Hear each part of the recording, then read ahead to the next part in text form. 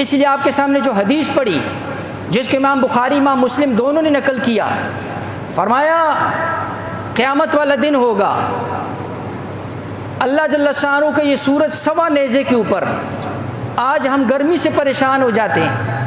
آج پھر بھی جو ہے نا جی ہم کوئی نہ کوئی سایہ تلاش کر لیتے ہیں، غریب کم از کم کوئی پنکھا ہی چلا لیتا ہے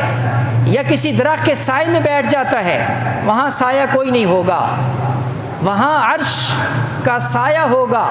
اور اس عرش کے سائے کے اندر حضور علیہ الصلوۃ والسلام فرماتے ہیں سبعۃ یظلھم اللہ فی ظلہ یوم لا ظل الا ظلہ، فرمایا 7 بندے ہوں گے جن کو اللہ اپنے عرش کا سایہ عطا فرمائے گا، اس عرش کے سائے کے اندر 7 بندے۔ تیسرے نمبر پر فرمایا رجل قلبہ معلق فی المساجد، فرمایا تیسرے نمبر پر وہ شخص ہوگا جس کا دل مسجد کے ساتھ جڑا ہوا ہوگا، اٹکا ہوا ہوگا، اس بندے کو اللہ اپنے عرش کا سایہ عطا فرمائیں گے۔ ہمارے پنڈی کے بہت بڑے عالم قاضی شفیق الرحمان صاحب بڑی عجیب تشریح فرمائی، فرمایا اس کا ترجمہ تو آپ نے یہی سنا ہے کہ وہ بندہ جس کا دل مسجد کے ساتھ اٹکا ہوا ہے، لیکن حضرت قاضی صاحب فرماتے ہیں میں اس کا ترجمہ اپنے ذوق کے ساتھ کرتا ہوں، میں کہتا ہوں کہ یہ 7 بندوں میں سے جو بندہ جس کو اللہ عرش کا سایہ عطا فرمائے گا، یہ وہ بندہ ہوگا جس کا دل مسجد کے ساتھ لٹکا ہوا ہوگا۔ فرماتے ہیں ایک ترجمہ اٹکا ہوا، ایک ہے لٹکا ہوا، کا کیا فرق ہے؟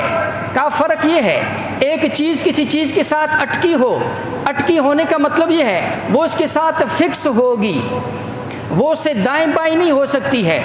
ایک چیز لٹکی ہوئی ہے، مثال کے طور پر یہ پنکھا اس چھت کے ساتھ لٹکا ہوا ہے،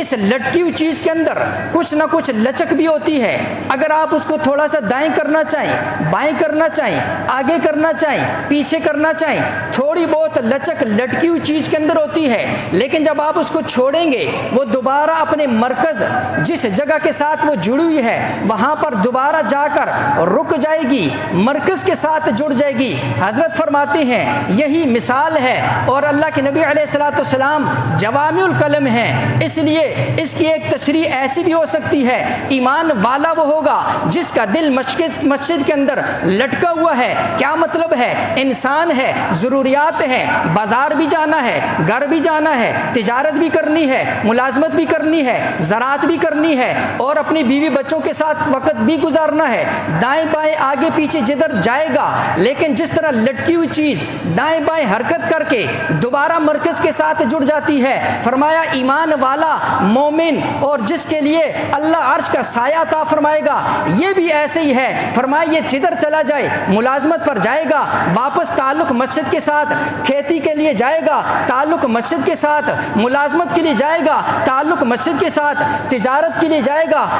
تعلق مسجد کے ساتھ، دکان پر جائے گا تعلق مسجد کے ساتھ۔